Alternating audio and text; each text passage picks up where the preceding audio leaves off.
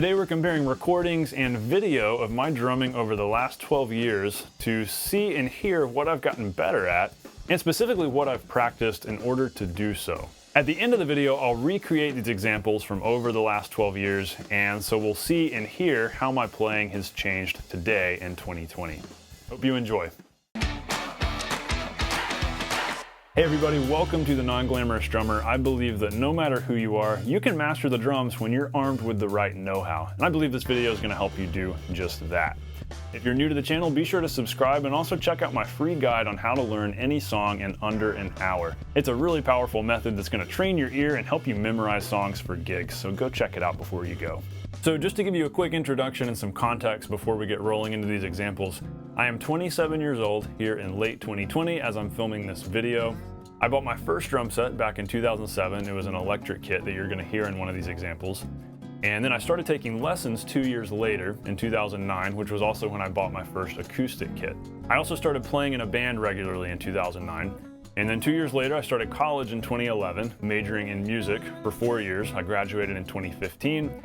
And then since then, I've been doing music full-time professionally. This first example is actually an orchestration arrangement whole ordeal that I put together in fall of 2008 when I was 15 years old. With my electric drum set and my keyboard and a recording device, I basically did a whole bunch of overdubs and layered a bunch of sounds so that I put together what sounded to me like an orchestra, at least. So let's give a listen to the Christmas Carol, God Rest Ye Merry Gentlemen in 6/8, according to the Stephen Clark arrangement. Let's check out my playing.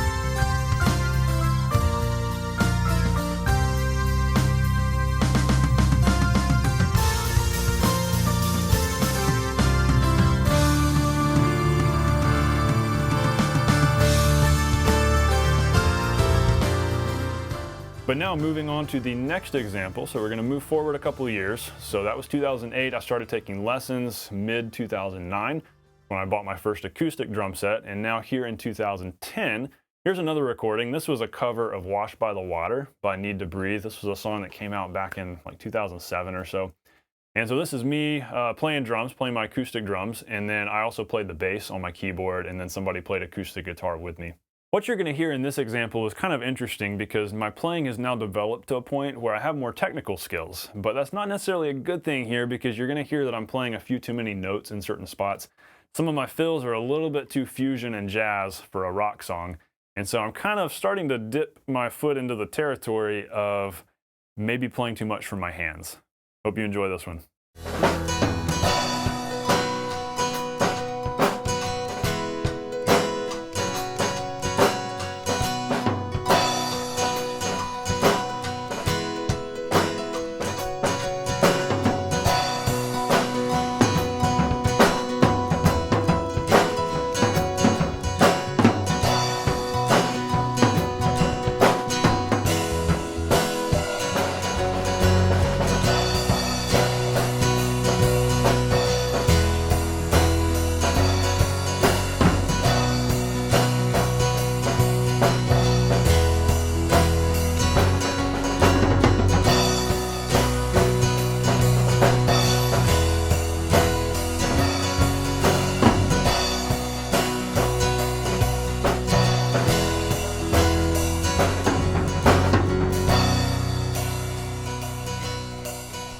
All right, now we are fast forwarding 3 years to 2013. So at this point, I'm about halfway through college. I have 4 years of lessons under my belt and 2 years of college education and music school instruction. We're going to listen to and watch an excerpt from a drum cover I was actually making in the band room at my college. This is To Know That You're Alive by a band called Cutlass. This is just a pretty hard rock 2000s kind of song, and it's a lot of fun. But you're going to hear the kind of the progression here, how in 2010 I was starting to get into fusion-y jazz fills that weren't really appropriate. I'm even further into that territory now and doing just a lot of too many notes playing where my playing is just too busy. A lot of the fills aren't really impactful enough, the crashes aren't strong enough, and so my playing has kind of turned into a little bit of a wishy-washy mess, just to sum it up. I could go on and on with specifics of what's going on, but I'm going to let you evaluate that and see that for yourself. There's also this ergonomic issue where I'm tightening my shoulders while I'm playing, so I'm obviously not very comfortable and relaxed behind the kit. So this is kind of an interesting time in my playing. Hope you enjoy.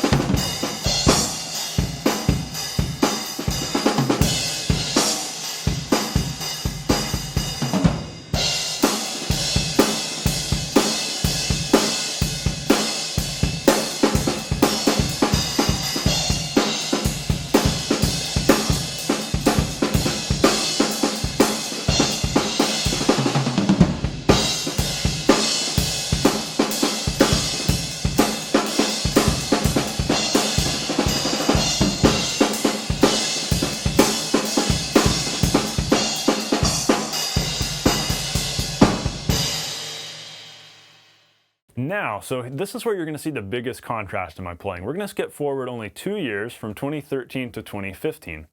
So I've now just graduated college. This next recording was from summer of 2015. So I've just finished college.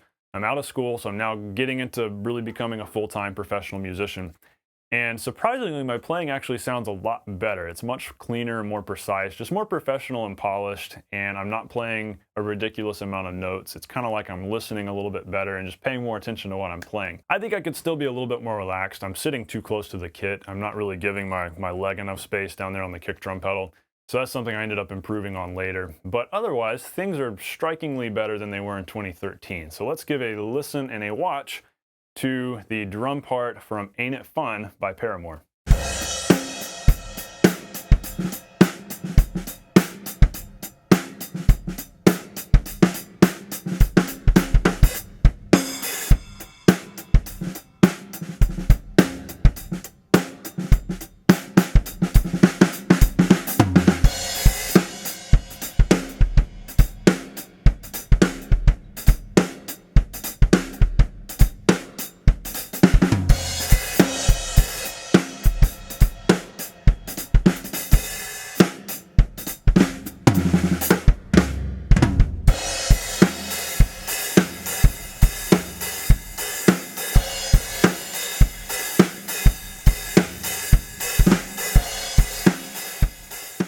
In a moment, I'm going to recreate all of these examples so that you can see and hear my playing now versus back then. But first, what were the big issues that I was facing back then? What were the biggest things plaguing my playing around that 2013 range that I had to fix? Well, really, we can sum up a lot of these issues that we heard with one statement.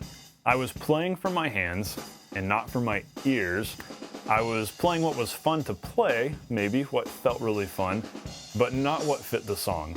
Also, I was trying to execute very fast, technical, fusion-y, jazz-like stuff. And though my hand technique was pretty good and I could play fast, and though I had good coordination, I really wasn't yet at a level where I could execute those things smoothly. So it was kind of like I was trying to be a fusion-y jazz drummer without really being able to do it well. And on top of that, I was layering that onto a rock setting, which was just inappropriate. And so it was kind of a double, just not good. So how did I fix a lot of this from 2013 to 2015? And how did I continue to improve on this today? What all did I practice to do that? Well, number one, I spent a lot more time listening to a song before actually just playing it.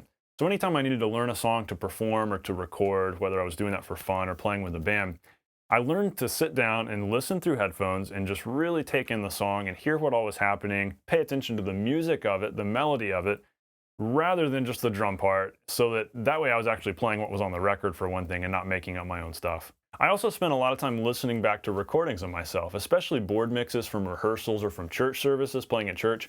Those were really helpful because I could hear what my playing sounded like in conjunction with the other musicians with whom I was playing. And so what that taught me, the big thing that taught me was that less is more, because a lot of times I would hear a fill that I played or a groove that I played that just had one or two too many notes.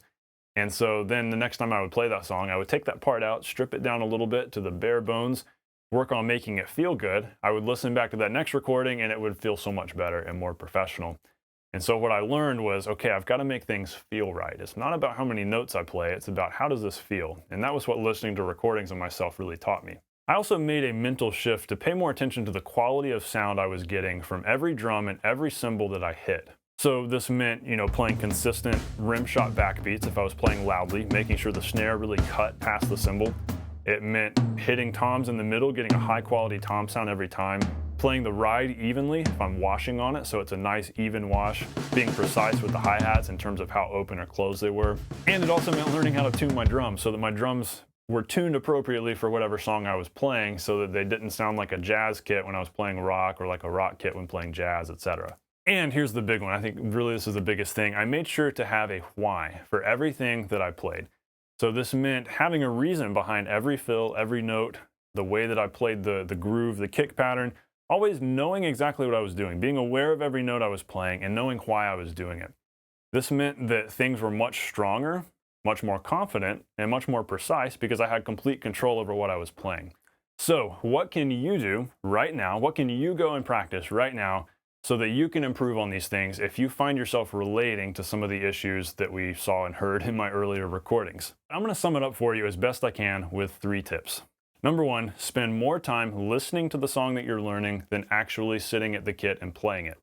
So listen first and get it all in your head so you know what's going on, then play.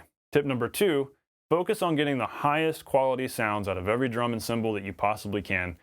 And so this means being precise and keeping that in mind even when you're playing fast fills. It means being intentional with your sticking and knowing what you're doing, planning it out ahead of time so that things aren't a mess. Basically, we want to eliminate mess. We want good, strong, specific sounds. That's very important. Number 3, play the song. Be inspired by the melody and the chord changes and the other parts going on. Be inspired by that vocal part and make your parts fit with that. Play according to that. Be listening to those things as you play. In other words, play from your ear, not from your hands. That's big. That's a huge, just overarching thing that helps overcome all these issues. Now, I've got some further resources to help you out with this if you're wanting to go deeper with this. And a big one is my free e-guide, 5 Steps to Learning Any Song in Under an Hour. Go download that guide, check it out, because not only will it help you learn songs better and memorize them and perform them better and play more confidently with a band, but it's also going to help train your ear. You've got to get your aural skills as heightened as possible as a drummer. You can't be a great drummer without listening, and that booklet's going to really get you started with listening well, so check that out. But if your struggle is more of a technical thing, if you're trying to tie your playing together and lock things together, maybe coordination is the issue first, and then you need to go from there to working on the listening skills. So if that's the case, check out these 2 recent videos I've done that are on coordination. These are great lessons just on splitting limbs up from each other, locking limbs together, etc., etc. So those are in the description. Go check those out for further learning. So thanks everyone for watching. I will see you next time. Let's watch those remake examples.